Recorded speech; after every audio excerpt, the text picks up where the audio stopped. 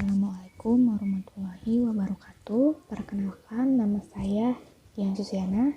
Saya adalah mahasiswi S1 Keperawatan dari STIKIM atau Sekolah Tinggi Ilmu Kesehatan Indonesia Maju. Nah, STIKIM ini adalah kampus yang terletak di Lenteng Agung, Jakarta Selatan. Di sini saya ingin memberikan seputar edukasi mengenai tentang penyakit obesitas. Baik, untuk mempersingkat waktunya, langsung dimulai aja. Apa sih itu obesitas? Obesitas biasa disebut sebagai kegemukan. Ini adalah penumpukan lemak yang tidak normal atau berlebihan di dalam tubuh.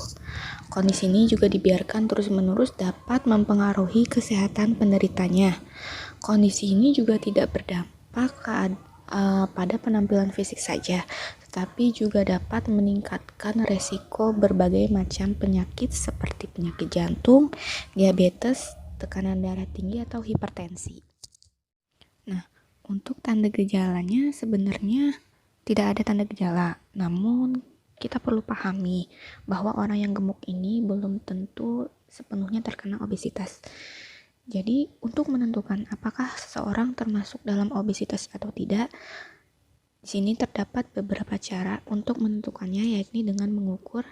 Yang pertama ada body mass index. Body mass index ini adalah indeks massa tubuh untuk menentukan apakah berat badan kita normal atau tidak dengan bentuk rumus. Yang kedua ada lingkar pinggang. Yang ketiga ada rasio lingkar pinggang dan panggul. Yang keempat ada tebalnya lipatan kulit menggunakan alat ukur yang bernama skin fold. Yang kelima ada kadar lemak tubuh menggunakan sebuah alat bioelectrical impedance analysis. Ini adalah rumus dari perhitungan indeks massa tubuh dari berat badan dengan satuan kilogram dibagi tinggi badan dalam meter dikali tinggi badan dalam meter, lalu dibagikan dengan berat badan kilogram tadi. Nah, di sini dikatakan orang-orang dengan BMI lebih dari 25 dapat dikategorikan sebagai overweight. Pada 30 atau lebih termasuk ke dalam obesitas, dan pada 40 ke atas merupakan tingkat obesitas yang sangat serius. Nah, untuk penyebab obesitas ini sebenarnya obesitas ini disebabkan oleh kadar kalori yang berlebihan yang terdapat di makanan. Jadi selain dari kadar kalori yang berlebihan juga terdapat faktor risiko juga. Yang pertama ada genetik. Nah, dalam penelitian yang dipublikasikan di Journal of Clinical Investigation diketahui bahwa orang yang membawa gen FTO ini biasanya cenderung banyak makan makanan yang berlemak dan tinggi gula. Selain itu, orang dengan gen tersebut juga biasanya membutuhkan waktu lebih lama untuk merasa kenyang. Nah, hal tersebutlah yang menyebabkan orang dengan gen FTO ini lebih mungkin untuk mengalami obesitas. Jadi, gen FTO ini sudah diturunkan dari keluarga ya. Mulai dari bapak maupun ibunya diturunkan melalui anaknya. Lalu yang kedua ada junk food. Junk food adalah jenis makanan yang tinggi kandungan akan gula, lemak, garam, dan minyak.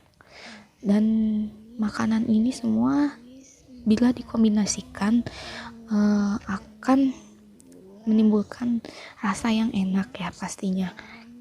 Dan makanan junk food ini tanpa sadar kita akan menimbulkan banyak atau menumpukan banyak kalori dan lemak di tubuhnya.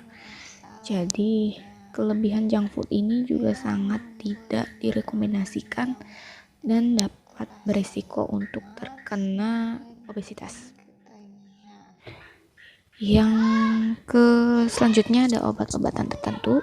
Itu beberapa obat lain yang bisa memicu kenaikan berat badan adalah obat diabetes dan obat antipsikotik yang sering digunakan untuk meredakan masalah mental.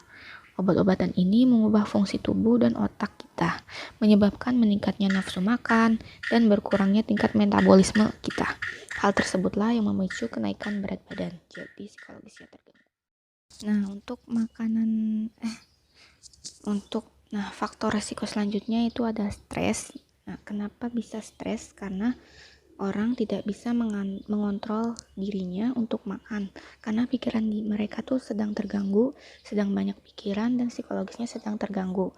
Maka dari itu mereka tidak bisa mengontrol makanan mana yang mengandung lebih banyak kalori dan mana yang tidak. Lalu selanjutnya ada malas gerak. Nah, malas gerak ini itu biasa dengan orang-orang yang bekerjanya kebanyakan tuh duduk, dan juga orang-orang yang suka atau senang sekali dengan bermain PlayStation. Itu kebanyakan mereka tuh tidak ada gerakan, sehingga tidak ada aktivitas untuk tubuhnya untuk melakukan olahraga ringan seperti itu. Lalu yang selanjutnya ada kurang tidur.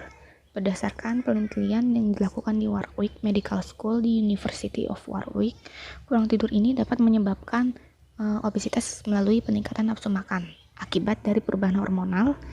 Jika Anda tidak cukup tidur, Anda menghasilkan ghrelin. Nah, hormon ghrelin ini yang merangsang nafsu makan. Kurang tidur juga mengakibatkan tubuh Anda memproduksi lebih sedikit leptin. Leptin ini adalah hormon yang menekan nafsu makan. Jadi kurang tidur juga termasuk faktor resiko yang dapat menimbulkan obesitas. Apa saja penanganan yang dapat dilakukan untuk mengobati obesitas? Yang pertama adalah memilih makanan yang sehat, yaitu yang sudah dijelaskan tadi, tidak tinggi kalori, tidak tinggi lemak, dan tidak tinggi gula. Selain itu, kita juga memilih kudapan yang sehat. Kudapan yang sehat ini adalah sayur-sayuran rebusan, misalnya seperti kayak gado-gado, itu juga bagus sih sebenarnya. Dan juga ada mengatur pola makannya juga. Kita juga bisa mengatur pola makan kita dengan cara membatasi kadar kalori yang berlebihan, sama seperti di memilih makanan yang sehat. Yang selanjutnya ada istirahat yang cukup, ya. Selanjutnya juga ada olahraga yang teratur. Pastinya itu olahraga yang teratur juga bagus untuk jantung. Sekian penjelasan edukasi mengenai penyakit obesitas dari saya. Semoga bermanfaat. Kurang lebihnya mohon maaf. Wassalamualaikum warahmatullahi wabarakatuh.